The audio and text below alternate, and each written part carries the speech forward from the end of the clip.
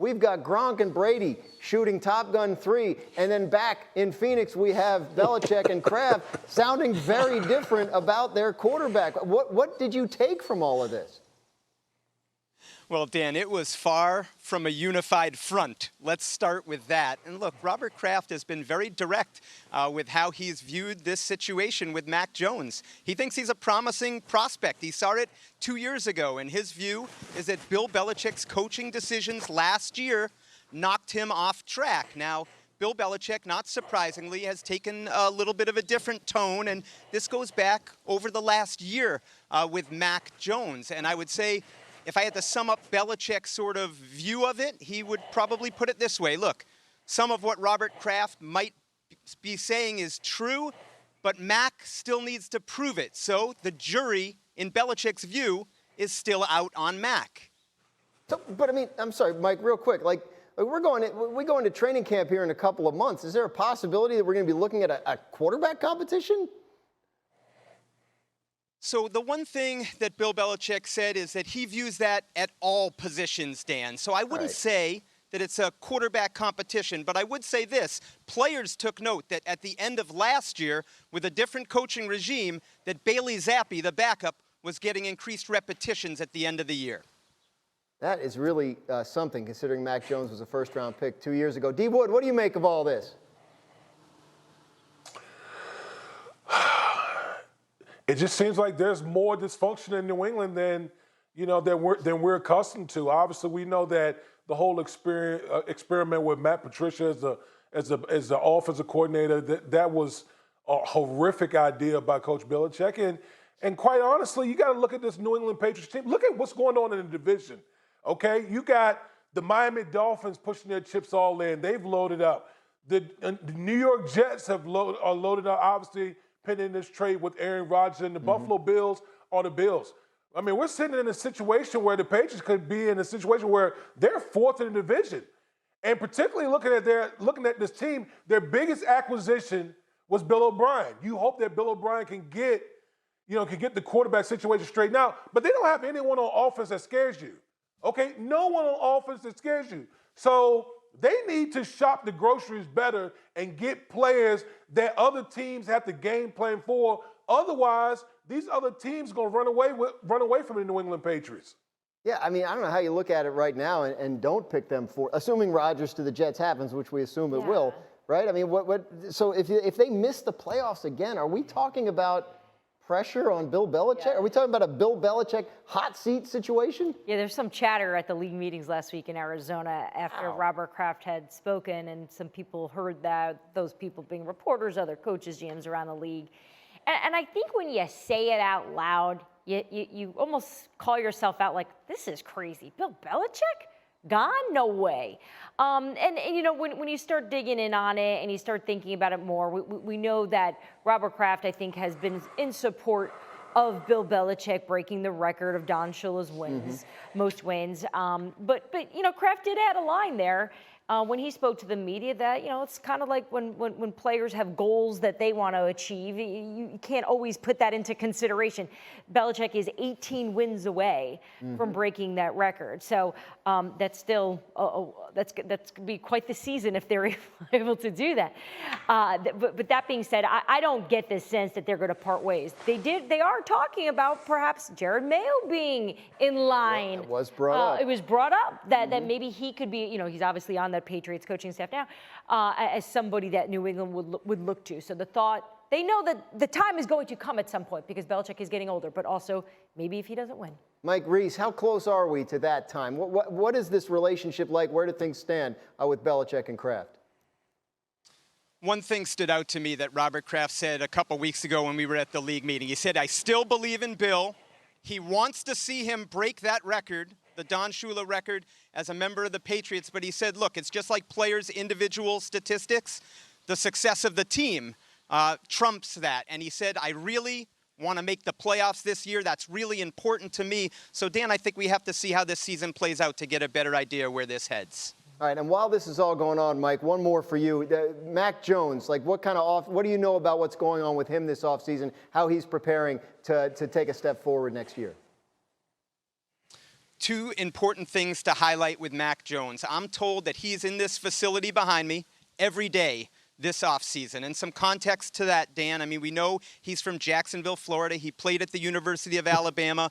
Being here in New England over the winter, it's not the choice most players make. He's decided to make it his year-round residence, and I'm told that that's made an impression on some in the building. The other part is mentally, and Damian can attest to this. There's a sign that's long been up when players walk out of the facility behind me, and one of the sayings is ignore the noise. He's trying to ignore all that noise around, and that's a mental focus for him. The Eagles have their guy, so they don't need to be thinking about a quarterback in the first round. But the defending NFC champs have 2 picks in that round. They pick number 10. That's the Saints pick. They got in a trade last year. And they pick number 30. So, D. Wood, what do they have to do to reload this roster?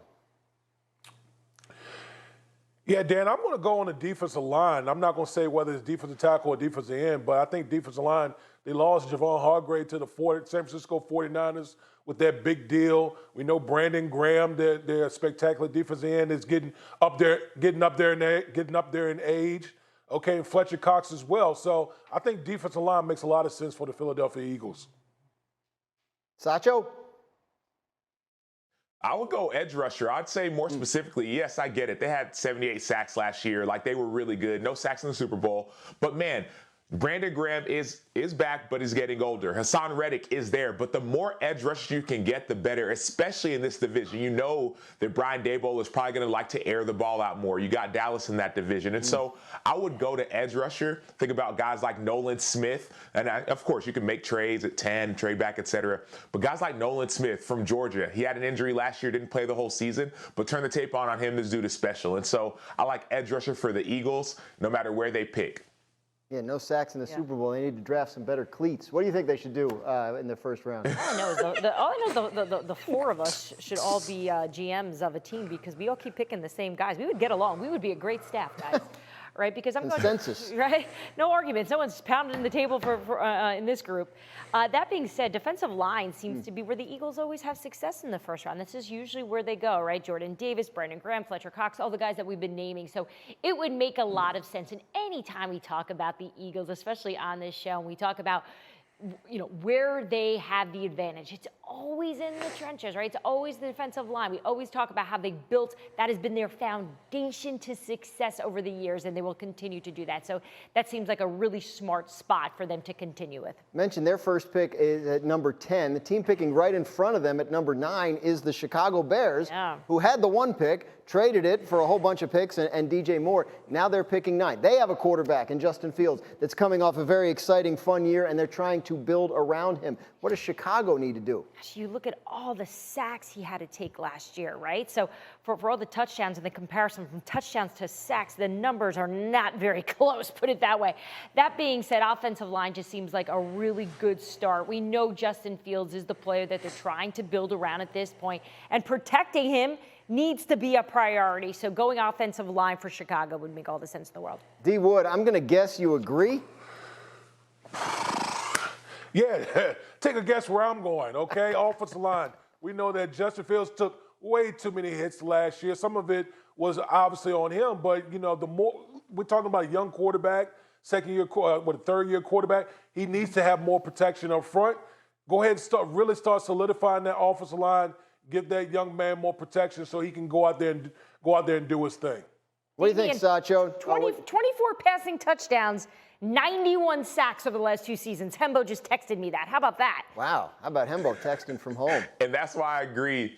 That's why I agree with both of our experts here. I'll go offensive line as well. And one name that I would put out there, Peter Skronsky, the tackle out of Northwestern. So from what I've heard from some people, it's like, man, this dude's the most technically sound offensive lineman in the draft. Now, there have been some concerns people said about his arm length or height, etc. He played left tackle. He can play different positions along the offensive line, but he's a consensus for a lot of people first-round pick and one of the best tackles in this draft. And so if you want to get a guy to protect Justin Fields, number one, you have DJ Moore, you have Cole Kmet, you got Tunyon, so you got some tight ends on the inside for the short area passes. Get an offensive line to protect Justin Fields, not just for this year, but you're trying to build something for the foreseeable future. So that's why, and then add to that, Ryan Poles, he saw how it was built in Kansas City. They built things from the inside out, offensive line and out. Former offensive lineman as well, Ryan Poles is. I think they're going to go offensive line with pick number 9. I like Skoronski, too. He went to college in Chicago. He wouldn't even have to move. Logistically, it makes a ton of sense. And these are the kinds of things that people don't talk about enough. Thank you for watching ESPN on YouTube. For live streaming sports and premium content, subscribe to ESPN+.